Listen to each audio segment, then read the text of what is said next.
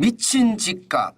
이대로면 또 미친 집값이라는 말이 되풀이될 가능성 굉장히 높습니다. 여러분도 아시는 것처럼 국내 주택 인허가 실적이 작년에도요, 그 전년 대비해서 25.5%가 줄어들었지만요, 올해도 작년에 줄어들었는데 올해도 9.3%가 줄어들었습니다. 지금 현재까지 보면 말입니다. 지난 10년간 평균 56만 6,701가구에 공급이 이루어졌거든요. 그런데 작년에는 38만 9천 가구, 지금 올해는요 38만 9천 가구보다가도 훨 떨어질 것 같습니다. 이렇게 되면 여러분, 앞으로 2, 3년 후에 또 집값 폭등이라는 시나리오 안 써질까요? 사실 윤석열 정부는요, 공급 중심의 부동산 정책을 펴는 것은 맞습니다. 적어도 임기 내에 270만 가구를 짓겠다, 이렇게 발표를 했거든요. 실제 인허가는 이렇게 따라가지 못하고 있어요. 공사비가 치솟고 고금리가 계속되면서 아파트 건설 현장에서는요, 공공이고 민간이고 할 것 없이 주택 공급이 거의 중단되다시피 했거든요.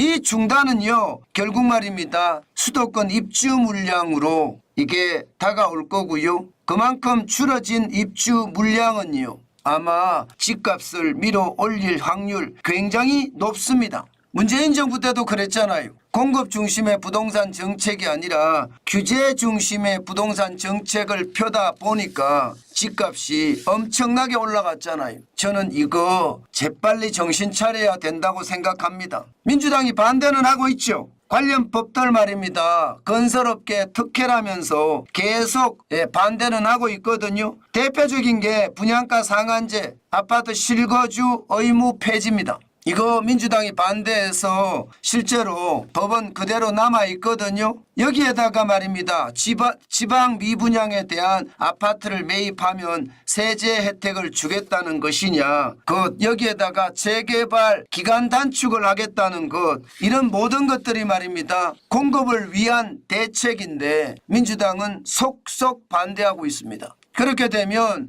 문재인 정부 때처럼 말입니다, 법이 공급을 옥죄고요. 공급을 옥죄면 그만큼 인허가가 덜 일어나고요. 인허가가 덜 일어나면 2, 3년 후에 집값 폭등은 예정된 것이라고 생각합니다. 그렇기 때문에 윤석열 정부가 적극적으로 야당과 협치를 해야 합니다. 그렇지 않고 말입니다, 이대로 둔다면요, 집값은 또 미친 집값처럼 마구마구 오를 겁니다. 저는 어떤 수를 써서라도 미친 집값은 되풀이되지 말아야 된다고 생각합니다. 만약에 또다시 말입니다, 미친 집값이 되풀이된다면요, 아마 국민은요, 그게 여든 그게 야든 모두 말입니다, 돌아보지 않을 겁니다. 그만큼 국민 입장에서는 매몰차게 돌아설 수밖에 없다는 뜻이에요. 미친 집값 한 번 경험해 봤으면 되지 또 경험해야 된다는 것, 이것은 어쩌면 말입니다, 서민들에게는 최악의 신호라고 이야기할 수 있어요.